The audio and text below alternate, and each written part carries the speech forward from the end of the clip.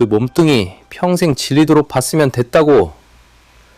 시어머니의 목소리가 병실 복도까지 울려 퍼졌어요. 연애객들이 모두 저희를 바라보더라고요.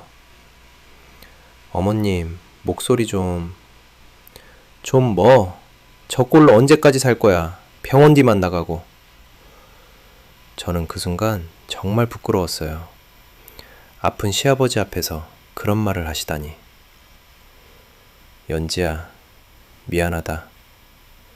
시아버지가 떨리는 손으로 제 손을 잡으셨어요. 그 순간 시어머니가 다시 소리쳤죠. 미안하긴 뭘 미안해. 이제 그만 포기하라고. 하지만 그로부터 불과 사흘이 지난 후 시아버지가 임종을 앞두고 제 손에 쥐어주신 것은 작은 종이 쪼가리였어요. 이걸 꼭. 그 종이에 접힌 숫자를 본 순간 저와 남편은 새하얗게 질렸어요. 온몸에 소름이 돋으면서 주저앉을 뻔했거든요. 그 숫자가 뭘 의미하는지 그날까지 그 누구도 몰랐어요. 시아버지를 병신이라고 부르며 버린 시댁 식구들은 더더욱요. 하지만 그들이 알게 됐었을 때는 이미 모든 게 늦어버렸습니다. 여러분의 구독, 좋아요는 더 많은 사연을 만드는 힘이 됩니다. 오늘의 사연 지금 시작합니다. 시퀀스 1 4천만 5천자. 안녕하세요. 저는 조현지라고 합니다. 간호조무사로 일하다가 지금은 요양보호사를 하고 있어요.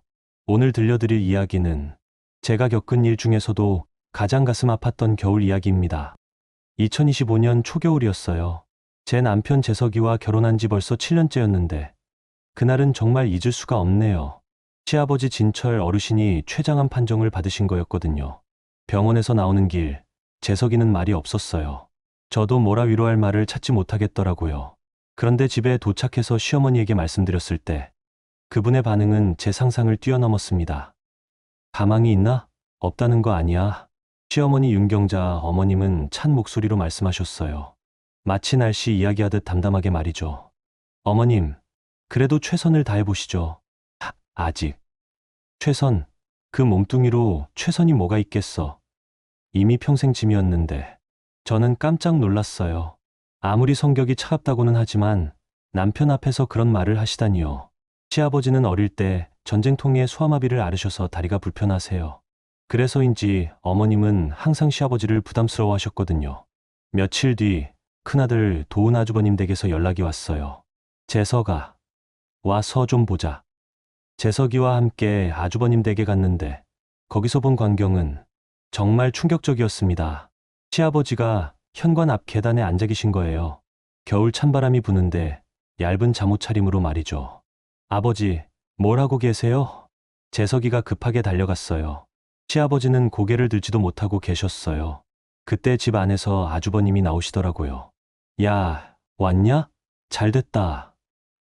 이거 좀 해결해. 형님, 무슨 말씀이세요? 아버지 말이야. 더 이상 우리 집에서 못 계셔. 재석이의 얼굴이 굳어졌어요. 저도 순간 귀를 의심했죠. 형님, 아버지가 아프시다는 걸 아시잖아요. 아프니까 더 안 되는 거 아냐?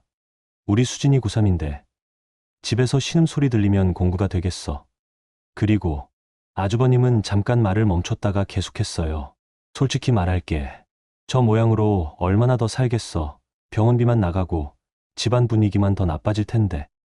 형님, 재석이가 소리쳤어요. 저는 그때 재석이가 그렇게 큰 소리 내는 걸 처음 봤거든요. 뭐, 틀린 말 했어. 현실적으로 생각해봐. 너희가 모실 수 있으면 모셔가고 아니면 시설에.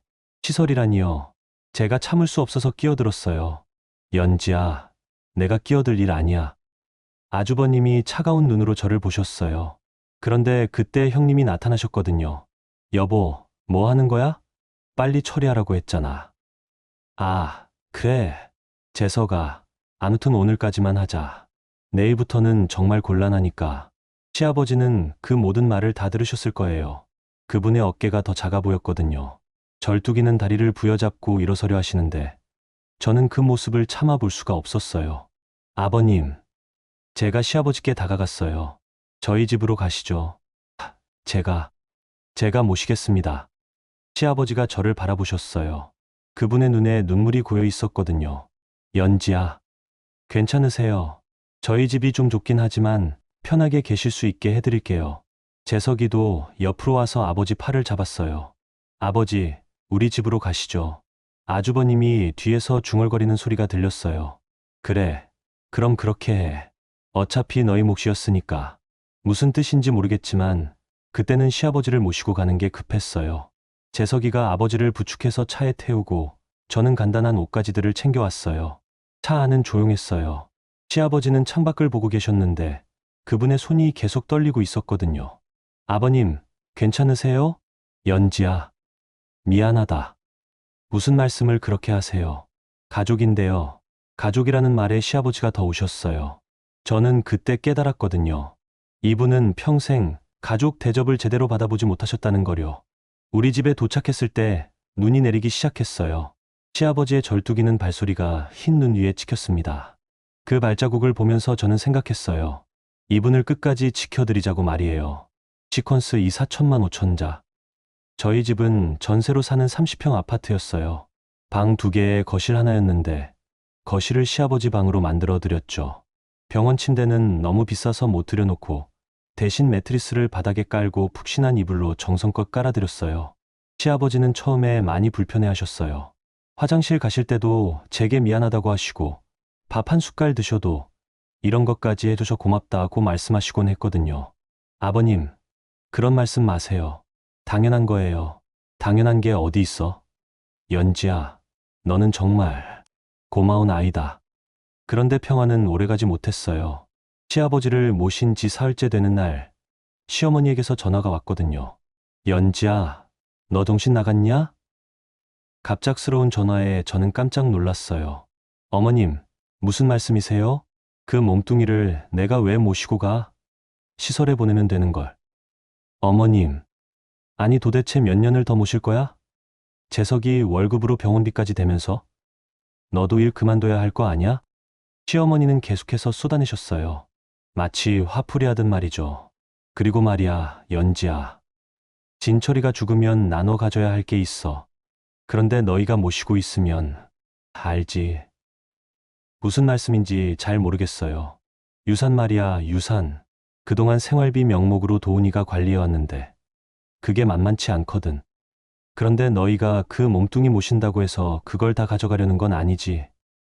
저는 순간 말이 막혔어요. 시어머니가 이런 분이신 줄 몰랐거든요. 어머님, 저는 그런 생각 없습니다. 그저 아버님이. 없긴 뭘 없어. 너희도 전세 살면서 돈 모으기 힘들잖아. 솔직히 말해. 그래서 그 병신을 데려간 거 아니야? 병신이라는 말에 저는 정말 충격을 받았어요. 그게 며느리가 시아버지에게 할 말인가요? 어머님, 그런 말씀하시면 안 됩니다. 왜 안 돼? 사실대로 말한 건데. 나는 그 몸뚱이 평생 봤으면 됐어. 이제 너희가 좀 봐. 대신 유산 관련해서는 나중에 따져보자고. 그리고는 전화를 끊어버리셨어요. 저는 한동안 그 자리에 서 있을 수밖에 없었어요. 시아버지는 거실에서 그 통화를 다 들으셨을 거예요. 제가 거실로 가보니 이불을 목까지 끌어올리고 누워 계셨거든요. 혹시 주무시나 해서 조용히 다가갔는데 눈이 떠져 있었어요. 아버님, 연지야, 미안해. 내가 짐이구나. 아버님, 그런 말씀 마세요. 아니야. 맞는 말이야. 나는 평생 남의 짐이었어. 시아버지가 천천히 일어나셨어요. 그리고는 창문 쪽을 바라보시더라고요. 젊을 때는 그래도 일을 할 수 있어서 새벽에 시장에 나가서 짐도 나르고 청소도 하고 그렇게라도 가족을 먹여 살렸는데 그제서야 저는 시아버지의 과거를 제대로 들었어요.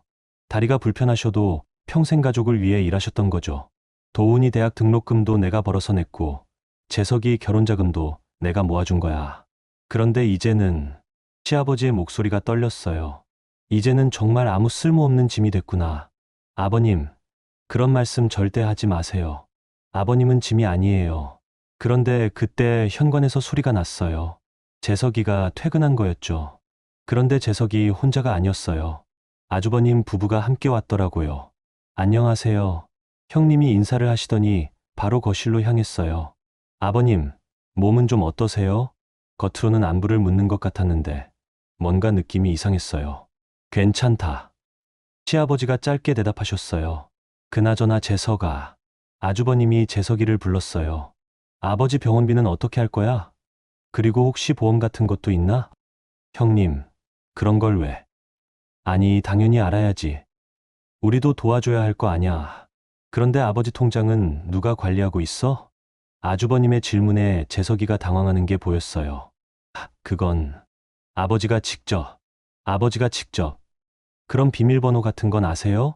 아주버님이 시아버지에게 직접 물어봤어요. 시아버지는 답하지 않으셨죠. 아버님, 혹시 예금이나 적금 같은 게 어느 정도 되는지 나중에 정리할 때 필요해서요. 형님도 거들었어요. 그제서야 저는 이분들이 왜 온 건지 알겠더라고요. 형님, 지금은 그런 이야기 할 때가 아니잖아요. 재석이가 조심스럽게 말했어요. 언제 할 거야?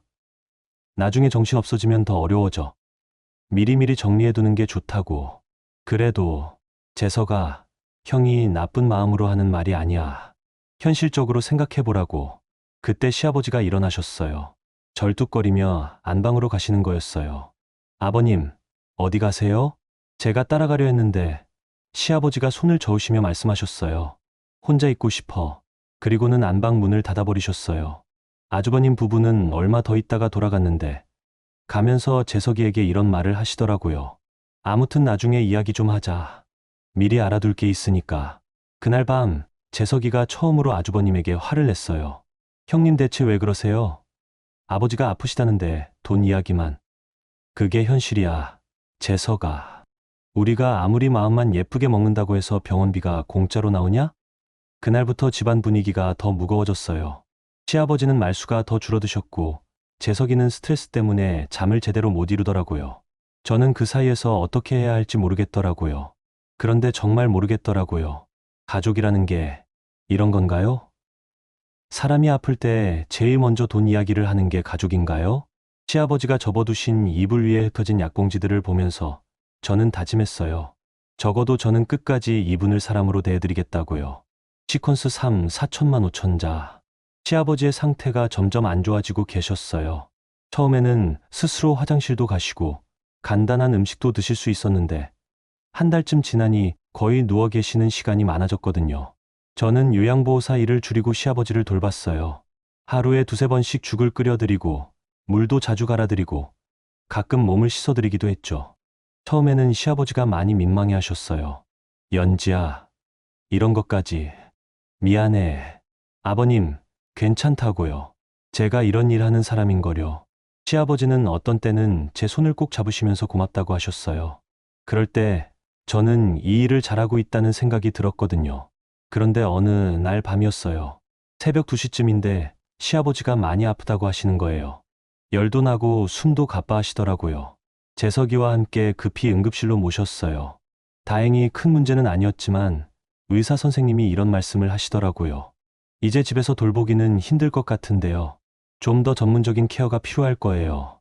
병원에서 나오는 길에 재석이가 말했어요. 연지야, 우리가 할 수 있는 데까지 해보자. 당연하죠. 포기하면 안 되잖아요. 그런데 집에 도착해서 시아버지를 모시고 들어가는데 시아버지가 갑자기 제 손을 잡으시더라고요.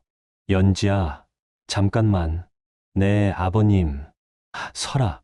위쪽 서랍에 봉투가 하나 있어. 시아버지가 안방 서랍을 가리키셨어요. 저는 그쪽으로 가서 서랍을 열어봤어요. 정말 흰 봉투 하나가 있더라고요. 그걸 가져와. 봉투를 가져다 드렸더니 시아버지가 그 안에서 또 다른 봉투를 하나 더 꺼내시는 거예요. 연지야, 이걸 너희에게 주고 싶어. 첫 번째 봉투에는 사랑하는 막내 부부에게라고 적혀 있었어요. 두 번째 봉투에는 이름과 전화번호만 적혀 있더라고요. 아버님, 이게 뭐예요? 나중에 알게 될 거야. 그런데 연지야, 부탁이 하나 있어. 네, 말씀하세요. 첫 번째 봉투는 내가 죽은 다음에 열어봐. 두 번째 봉투에 있는 번호로 연락을 해. 그분에게 내 소식을 전해줘. 아버님, 그런 말씀 하지 마세요. 연지야, 나는 알아. 이제 얼마 안 남았다는 걸. 그런데 너무 걱정하지 마. 나는 행복했어. 너 같은 며느리 만나서. 그날 밤부터 시아버지의 상태가 급격히 안 좋아졌어요. 의식도 가물가물하시고 음식도 거의 드시지 못하셨거든요. 저는 밤낮으로 곁에서 지켰어요. 사흘째 되는 새벽이었어요. 시아버지가 갑자기 눈을 뜨시더니 제 손을 찾으시는 거예요. 연지야, 있나? 네, 여기 있어요. 고마웠어. 정말 고마웠어. 시아버지가 제 손에 뭔가를 쥐어주셨어요. 그 2개의 봉투였어요. 부탁한다. 그리고는 조용히 눈을 감으셨어요. 저는 한참 동안 그 자리에서 움직일 수 없었어요. 정말 갑작스럽게 돌아가신 거였거든요. 재석이를 깨워서 함께 울었어요. 그리고 첫 번째 봉투를 조심스럽게 열어봤어요. 연지야, 재석아, 너희들 덕분에 나는 마지막에 사람 대접을 받으며 살 수 있었다. 이 돈은 내가 평생 모은 거야. 많지는 않지만 너희들이 써라. 그리고 2번째 봉투에 있는 분께 연락해라. 내 이야기를 해주면 알아들으실 거야. 고맙다. 정말 고맙다. 봉투 안에는 통장 하나와 도장이 있었어요. 통장을 확인해 보니 정말 놀랄만한 금액이었어요. 시아버지가 평생 모으신 돈이었죠. 연지야, 이걸 어떻게 해? 아버님 말씀대로 해야죠. 그리고 2번으로 연락해봐요. 재석이가 2번째 봉투를 보더니 고개를 갸웃했어요. 김만철. 이 이름 어디서 들어본 것 같은데. 저희는 그 번호로 전화를 걸어봤어요. 좀 이른 시간이었지만 한번 울어보는 거였죠. 몇 번의 신호음 후에 누군가 전화를 받으시더라고요. 여보세요? 나이 드신 남성의 목소리였어요. 안녕하세요. 혹시 김만철 씨신가요? 네. 그런데 누구세요? 저는 김진철 씨의 막내 며느리 조연지라고 합니다. 전화 너머에서 긴 침묵이 흘렀어요. 그러더니 갑자기 목소리가 떨리기 시작하는 거예요. 진철이라고 하셨나요? 네, 그런데 잠깐만요. 혹시 다리가 불편하신 분인가요? 네, 맞습니다.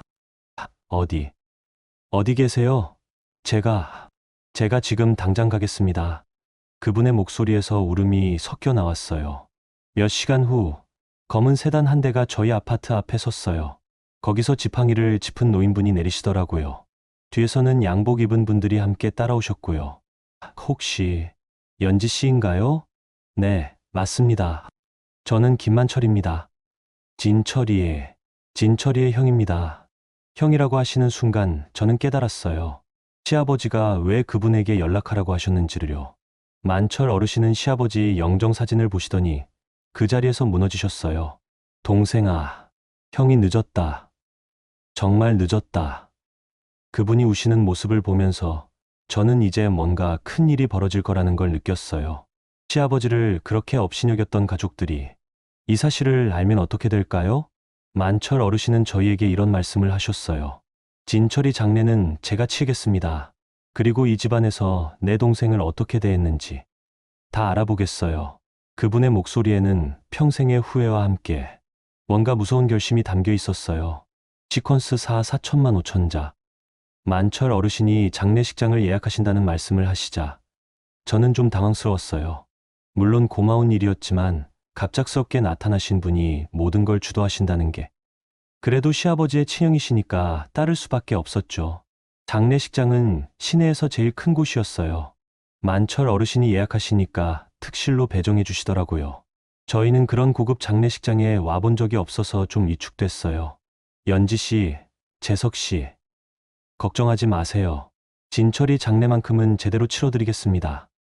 만철 어르신의 말씀에 저희는 고개를 끄덕였어요. 그런데 문제는 다른 가족들이었죠. 장례식장에 빈소를 차려놓고 몇 시간 지났을 때 시어머니와 아주버님 부부가 나타났어요. 모두 검은 옷을 차려입고 와서는 마치 자기들이 상주인 양 행동하시더라고요. 어머니, 형님, 재석이가 인사를 했어요. 그런데 시어머니의 첫마디가 정말 충격적이었어요. 이게 뭐야? 왜 이렇게 큰 데서 장례를 치르고 있어? 어머님, 만철 삼촌께서 만철이 누군데? 시어머니가 눈을 크게 뜨셨어요. 그때 만철 어르신이 상복을 입고 나타나시더라고요. 안녕하십니까? 저는 김만철입니다. 만철 어르신이 정중하게 인사하셨어요. 그런데 아주버님이 어리둥절한 표정으로 물어보시더라고요. 죄송한데, 누구시죠? 진철이의 형입니다. 그 순간 장례식장 안이 조용해졌어요. 시어머니와 아주버님 부부의 얼굴이 하얗게 변했거든요. 형, 형이라고 하셨나요? 시어머니가 떨리는 목소리로 물어보셨어요. 네, 70년 넘게 찾아 헤맸습니다. 전쟁통에 동생 손을 놓친 이후로요. 만철 어르신의 설명에 모든 게 이해됐어요. 시아버지가 왜 그분에게 연락하라고 하셨는지, 왜 끝까지 아무 말씀 안 하셨는지. 그런데 아주버님이 갑자기 이상한 말을 하시더라고요. 아, 그렇다면 혹시 아버지 유산 관련해서 도훈아, 재석이가 소리쳤어요. 지금 뭔 소리야? 아니, 현실적으로 생각해봐야지. 갑자기 친척이 나타났는데 아주버님의 말에 저는 정말 어이가 없었어요. 아버지가 돌아가신 지 하루도 안 됐는데 유산 이야기라니요. 그때 형님도 거들었어요. 그러게요. 아무리 친형이라고 해도 지금까지 연락도 안 됐던 분이시잖아요. 갑자기 나타나셔서 장례까지 주관하시겠다는 게. 만철 어르신은 그 말들을 가만히 들으시더니 이렇게 말씀하셨어요. 유산 말씀하시는 거죠? 좋습니다. 한번 정리해 봅시다. 그리고는 비서인 듯한 분을 부르셨어요. 김 비서, 준비해온 자료 좀 가져와. 잠시 후 그 비서분이 서류 뭉치를 가져왔어요. 여기 있는 것들이 진철이 명의로 된 모든 자산입니다. 예금, 적금, 보험, 그리고 여기 이상한 게 하나 있네요. 만철 어르신이 서류 한 장을 들어 보이셨어요. 도훈 씨 명의로 매달 생활비가 인출되고 있는데 금액이 꽤 크네요. 그런데 진철이는 연지 씨 댁에서 살았다고 하던데 아주버님의 얼굴이 빨갛게 변했어요. 그건 아버지가 저희에게 맡기셨던 거예요. 맡기셨다고요? 그런데 왜 동생은 작은 집에서 불편하게 지내셨을까요? 만철 어르신의 목소리가 차가워졌어요. 그리고 여기 또 재미있는 게 있네요. 진철이가 입원했을 때 의료비 내역인데 대부분 연지 씨 앞으로 결제되어 있어요. 생활비를 받아가신 분이 왜 의료비는 안 내셨을까요? 아주버님이 말문이 막혔어요. 시어머니도 얼굴이 하얗게 질렸고요. 그때 만철 어르신이 결정적인 말씀을 하셨어요. 그런데 더 가관인 건 진철이를 대문 밖으로 내쫓았다는 이야기를 들었습니다. 아픈 사람을, 가족이, 그건 오해입니다. 저희가 여건이 안 돼서 아주버님이 변명하려 했지만 만철 어르신이 손을 들어 막으셨어요. 됐습니다. 이제 그런 변명들을 필요 없어요. 진철이 장례는 제가 칠 거고 모든 절차도 제가 진행하겠습니다. 하지만은 없습니다. 만철 어르신이 단호하게 말씀하셨어요. 그때 어디선가 정장 입은 분들이 나타났어요. 경호원들 같았어요. 잠깐, 이게 뭐야? 아주버님이 당황하며 소리쳤어요. 진철이를 그렇게 대한 사람들이 여기서 뭐 하는 건지 모르겠네요. 만철 어르신이 경호원들에게 눈짓을 하셨어요. 나가세요. 뭐라고요? 우리가 왜? 나가시라고 했습니다. 경호원들이 아주버님과 시어머니 쪽으로 다가갔어요. 아주버님이 소리치며 반발했지만 결국 밖으로 끌려나가게 됐어요. 이게 뭐야? 우리가 가족인데. 아주버님이 끌려나가면서 소리쳤어요. 하지만 장례식장 문은 닫혔고 다시 조용해졌어요. 만철 어르신이 저희에게 다가오셨어요. 연지 씨, 재석 씨, 미안합니다. 이런 모습을 보여드려서. 아니에요. 저희야말로. 진철이 마지막은 편안하게 보내드려야죠. 그런 사람들 때문에 시끄럽게 할 수는 없어요. 그분의 목소리에는 70년 넘게 쌓인 그리움과 그리고 동생을 지키지 못했다는 후회가 가득했어요. 동생 장례는 내가 치른다고 했잖아요. 만철 어르신이 시아버지 영정사진을 바라보시며 중얼거리셨어요. 그 모습을 보면서 저는 확신했어요. 이제 모든 게 바뀔 거라는 거요. 저희가 모르는 큰 힘이 시아버지를 지키기 위해 움직이기 시작했거든요. 여러분, 여기까지 이야기 어떠셨어요? 아픈 아버지를 대문 밖으로 내쫓던 가족들이 갑작스럽게 나타난 회장님 때문에 장례식장에서 쫓겨나는 모습. 조금은 속이 시원하셨을 것 같아요. 하지만 이건 시작에 불과합니다. 70년 넘게 동생을 찾아 헤맨 형의 마음이 어떤 파장을 일으킬지. 그럼 여러분, 다음 이야기도 계속 들어봐 주세요. 시퀀스 5 4천만 5천자. 만철 어르신은 장례식장에서 그 소동이 있은 후 저희를 따로 불러서 앉히시더라고요. 그리고는 오랫동안 시아버지 영정 사진을 바라보시다가 천천히 입을 여셨어요. 연지 씨, 재석 씨, 제가 진철이에 대한 이야기를 좀 해드려야겠어요. 그래야 여러분도 이해하실 거예요. 만철 어르신의 목소리가 떨리고 있었어요. 1951년 1월 4일이었습니다. 인민군이 다시 남하하면서 서울이 위험해졌죠. 우리 가족도 피안을 떠나야 했어요. 어르신은 멀리 있는 뭔가를 바라보시듯 말씀을 이어가셨어요. 그때 진철이는 겨우 5살이었어요.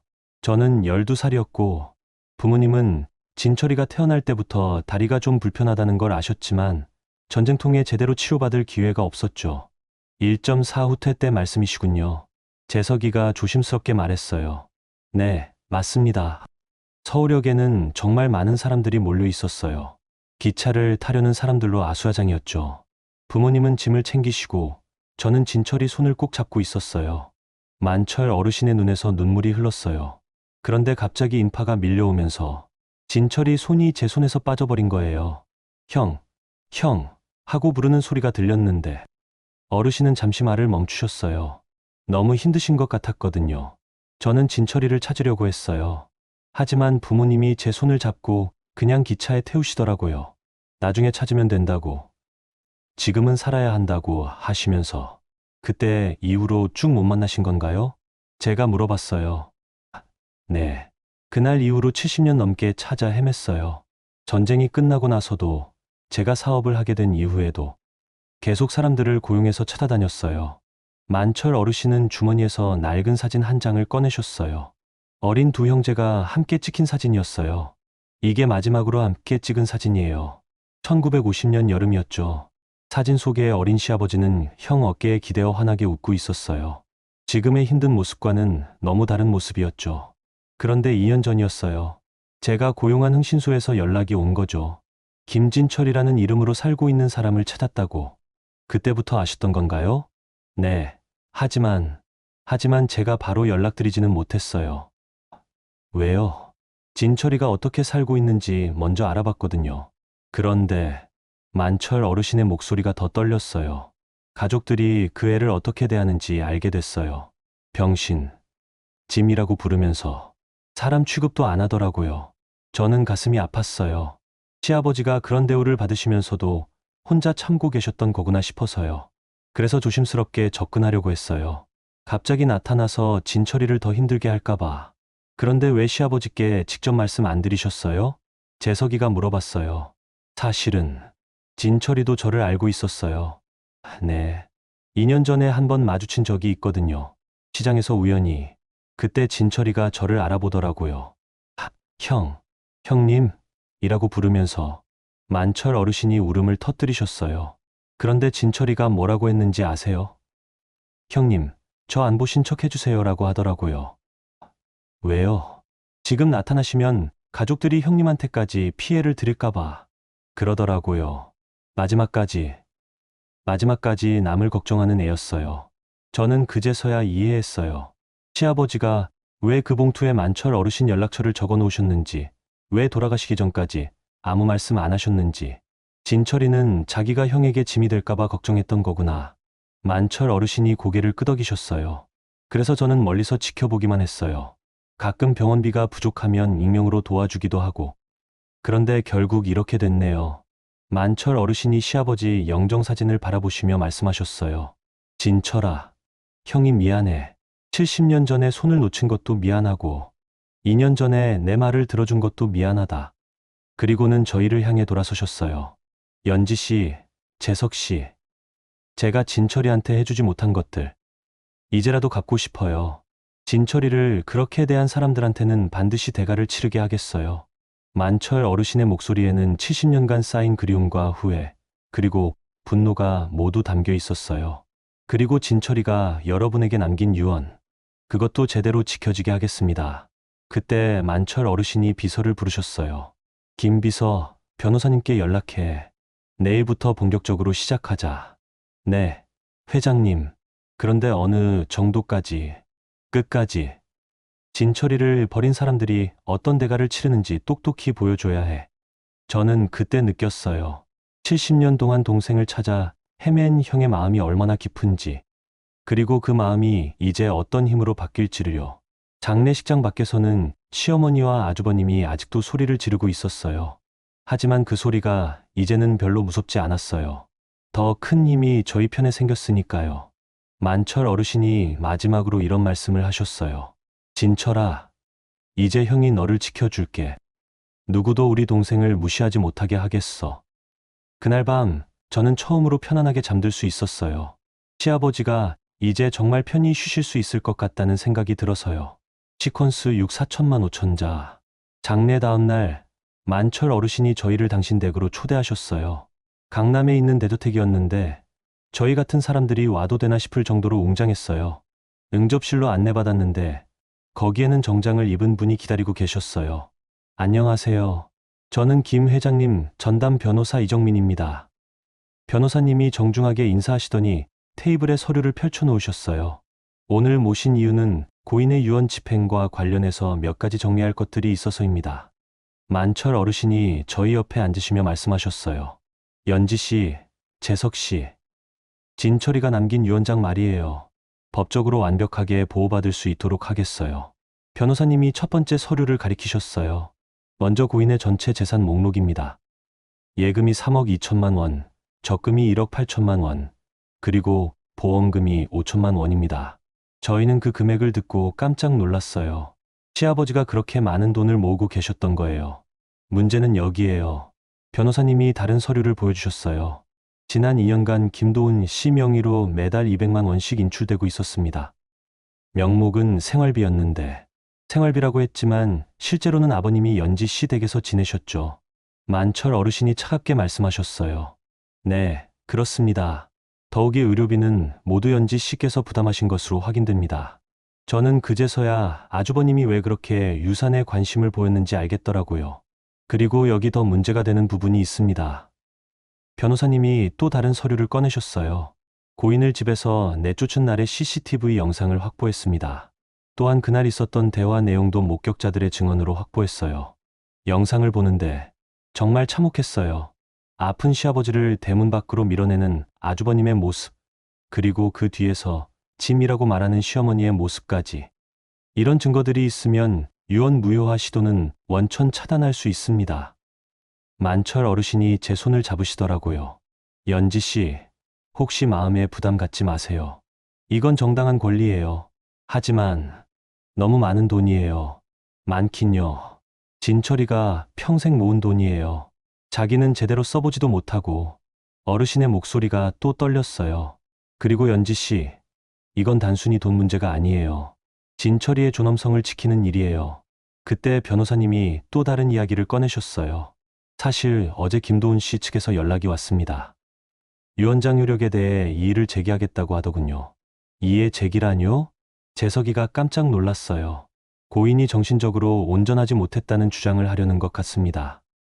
말도 안 돼요. 아버지는 마지막까지 정신이 멀쩡하셨는데, 물론 그들의 주장은 근거가 없어요. 하지만 절차상 대응은 해야 합니다. 만철 어르신이 일어서시더라고요. 좋아요. 그들이 그렇게 나온다면 우리도 준비하자고. 회장님, 어떻게 하시겠습니까? 진철이를 어떻게 대했는지 세상 사람들이 다 알 수 있게 하세요. 더 이상 숨길 필요 없어요. 변호사님이 고개를 끄덕이셨어요. 알겠습니다. 그럼 언론에도 공개하겠습니다. 장애가 있는 아버지를 내쫓은 가족과 그분을 끝까지 모신 막내 며느리의 이야기로 만들면 연지 씨 괜찮으시겠어요? 만철 어르신이 저에게 물어보셨어요. 저는 잠깐 고민했어요. 이런 일이 알려지면 저희 산도 많이 바뀔 테니까요. 하지만 시아버지를 생각하니까 답이 나왔어요. 괜찮아요. 아버님이 어떤 분이셨는지 사람들이 알았으면 좋겠어요. 만철 어르신이 제 손을 꼭 잡으시더라고요. 고마워요, 연지 씨. 진철이가 정말 좋은 며느리를 만났네요. 그때 비서분이 들어오셨어요. 회장님, 김도훈 씨가 회사로 연락했습니다. 직접 만나고 싶다고 하는데요. 만나고 싶다고? 네, 오해가 있었던 것 같다면서 원만하게 해결하고 싶다고 하더군요. 만철 어르신이 차가운 미소를 지으셨어요. 원만하게 해결하고 싶다고? 이제 와서 어떻게 하시겠습니까? 만나주세요. 듣고 싶네요. 뭔 소리를 할지. 변호사님이 스케줄을 확인하셨어요. 그럼 내일 오후에 약속 잡겠습니다. 그날 저녁 만철 어르신이 저희를 저녁 식사에 초대하셨어요. 정말 고급 한정식이었는데 어르신은 계속 시아버지 이야기를 하셨어요. 진철이가 어렸을 때는 정말 착했어요. 다리가 불편해도 항상 밝게 웃고 형을 잘 따르고 아버님도 어르신 이야기 자주 하셨어요. 형님이 있었으면 하면서요. 재석이가 말하자 어르신이 더 우셨어요. 내가 정말 미안해요. 그때 손을 놓지 말았어야 했는데. 어르신, 그건 어르신 잘못이 아니에요. 전쟁통이었잖아요. 그래도 70년이라는 시간은 너무 길어요. 어르신은 마지막에 이런 말씀을 하셨어요. 연지 씨, 재석 씨, 이제 진철이 대신해서라도 여러분을 제 가족처럼 생각하고 싶어요. 혹시 도움이 필요한 일이 있으면 언제든 말씀해 주세요. 그날 밤 집에 돌아가는 길에 재석이가 말했어요. 연지야, 우리 정말 큰일을 한 건 아닐까? 무슨 말이야? 아버지를 제대로 모신 게 이렇게 큰 복이 될 줄 몰랐어. 저는 고개를 저었어요. 복이 아니야. 당연한 일을 한 거지. 다만 아버님이 이제 편히 쉬실 수 있을 것 같아서 다행이야. 하지만 속으로는 생각했어요. 내일 아주버님이 와서 뭘 어떻게 말할지. 정말 궁금했거든요. 시퀀스 7 4천만 5천자. 다음날 오후 만철 어르신의 회사 응급실에서 만남이 있었어요. 저와 재석이도 함께 자리했고 아주버님과 형님 그리고 시어머니까지 오셨더라고요. 세 분 다 평소와는 달리 정중한 모습이었어요. 특히 아주버님은 깍듯하게 인사까지 하시더라고요. 안녕하십니다. 저는 김도훈이라고 합니다. 만철 어르신은 차갑게 앉아 계시기만 했어요. 앉으세요. 다들 앉고 나서 아주버님이 먼저 입을 열었어요. 사실 저희가 온 이유는 어제 있었던 일에 대해서 사과드리고 싶어서입니다. 사과요? 네. 저희가 너무 감정적이었던 것 같아요. 갑작스럽게 친척분이 나타나시니까 당황해서 형님도 거들었어요. 맞아요. 저희도 아버님을 정말 모시고 싶었는데 여건이 안 돼서. 만철 어르신이 그 말을 가만히 듣고 계시더니 이렇게 말씀하셨어요. 여건이 안 됐다고 하셨나요? 네. 그래서 어쩔 수 없이. 그런데 매달 200만 원씩은 어떻게 인출하셨을까요? 그 순간 자리가 조용해졌어요. 아주버님의 얼굴이 굳어졌거든요. 그건 아버지가 저희에게 맡기신 거였어요. 맡기셨다고요? 증거가 있나요? 변호사님이 서류를 테이블에 올렸어요. 여기 통장 내역이 있습니다. 매달 정기적으로 인출되고 있는데 고인의 서명이나 동의서가 전혀 없네요. 아주버님이 당황하며 말했어요. 그건 아버지가 직접 말씀하셨어요. 구두로요? 그런데 실제 생활비는 왜 연지 씨가 부담하셨을까요? 시어머니가 끼어들었어요. 그건 연지가 자처해서 한 일이에요. 저희는 시설로 보내려고 했는데. 시설로 보내려고요? 만철 어르신의 목소리가 차가워졌어요. 가족을 시설로 보내려고 하면서 그분의 돈은 매달 인출하셨다는 말씀인가요? 그때 형수 님이 변명하려고 했어요. 그건 아니고요. 저희도 나름대로 신경 썼어요. 병문안도 가고. 병문안이요? 언제 가셨나요? 변호사님이 또 다른 서류를 꺼냈어요. 병원 출입 기록이 여기 있습니다. 고인이 입원하신 기간 중에 방문 기록이 총 2번이네요. 반면 연지 씨는 매일. 그건 저희가 바빠서. 아주버님이 변명했지만 만철 어르신이 손을 들어 막았어요. 됐습니다. 그런 변명은 그만 들어도 될 것 같고요.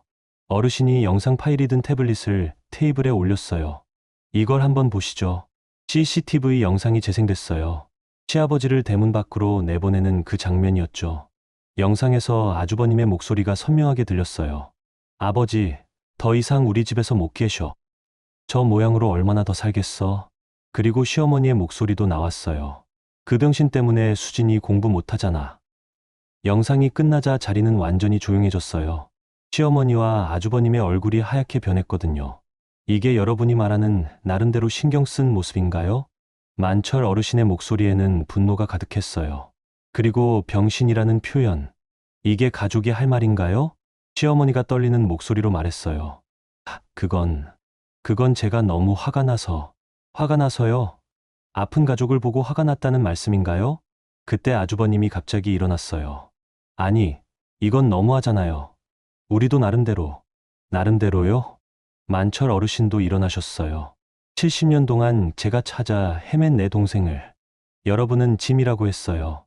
병신이라고 했고요. 그런 사람들이 지금 와서 나름대로 신경 썼다고요? 어르신의 목소리가 크게 울렸어요. 진철이는 여러분이 생각하는 것만큼 약한 사람이 아니었어요. 전쟁통에 형 손을 놓쳤어도, 다리가 불편해도 혼자 힘으로 가정을 일궈왔어요.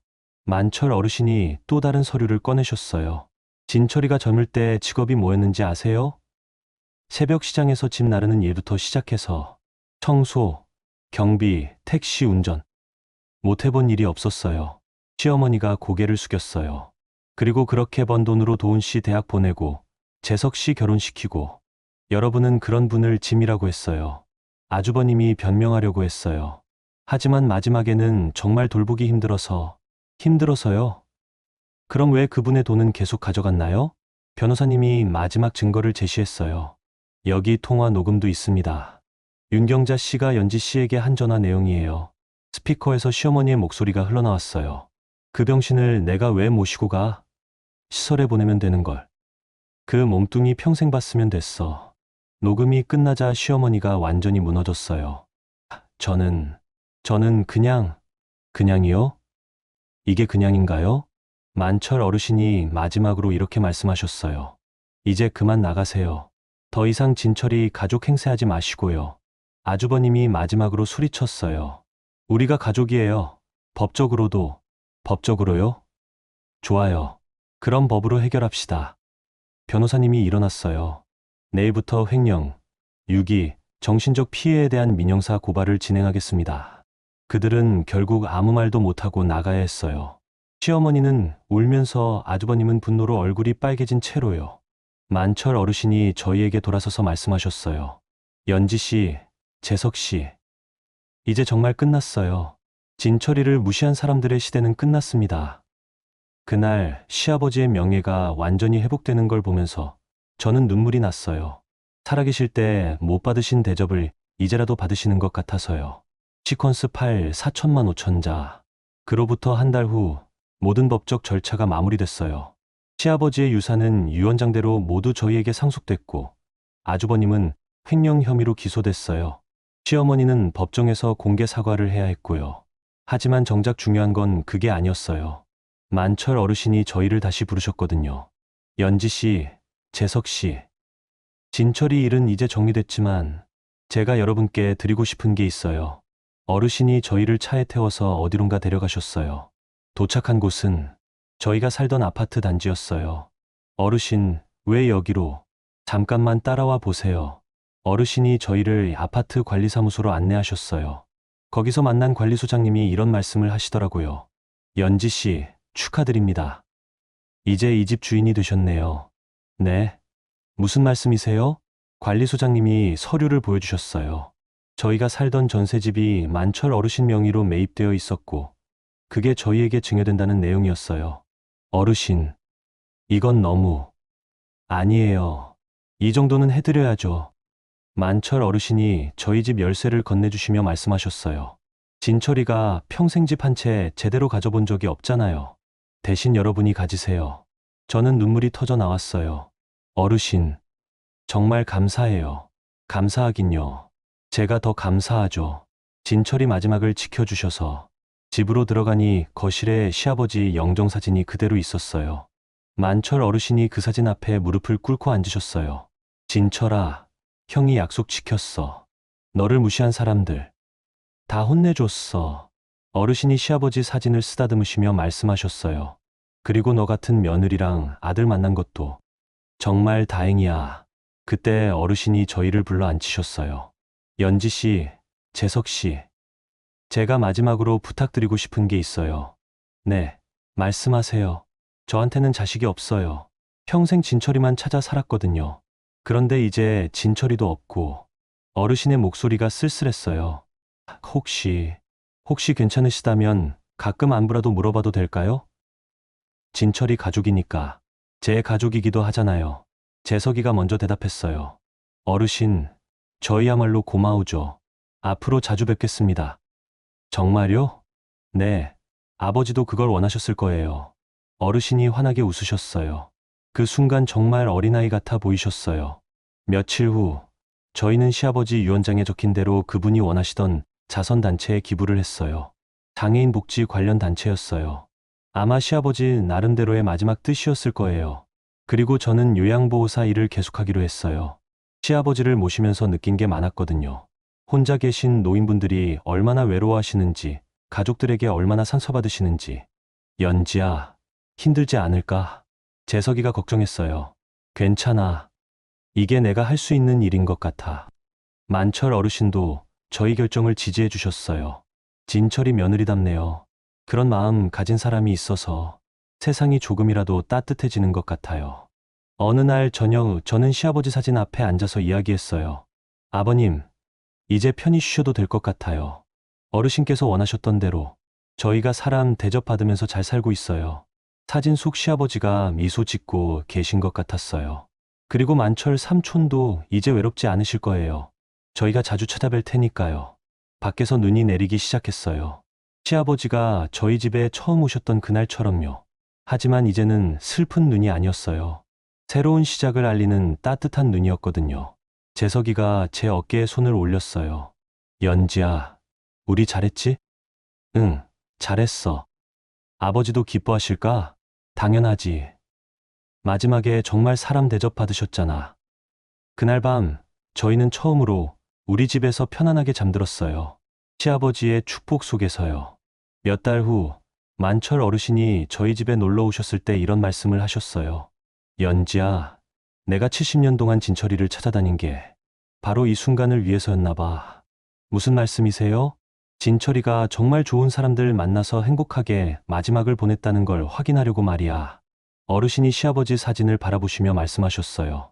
이제 진철이도 마음 놓고 쉴 수 있을 거야. 세상에서 제일 좋은 가족들이 지켜주고 있으니까. 저는 그때 깨달았어요. 진정한 가족이 뭔지를요. 혈연이나 의무가 아니라 진심으로 서로를 아끼고 지켜주는 사람들이 바로 가족이라는 거요. 그리고 시아버지는 마지막에 그런 가족을 만나셨던 거죠. 여러분, 오늘 이야기 어떠셨어요? 처음에는 정말 가슴 아팠죠. 아픈 아버지를 대문 밖으로 내쫓는 가족들을 보면서 어떻게 저럴 수가 있을까 생각하셨을 거예요.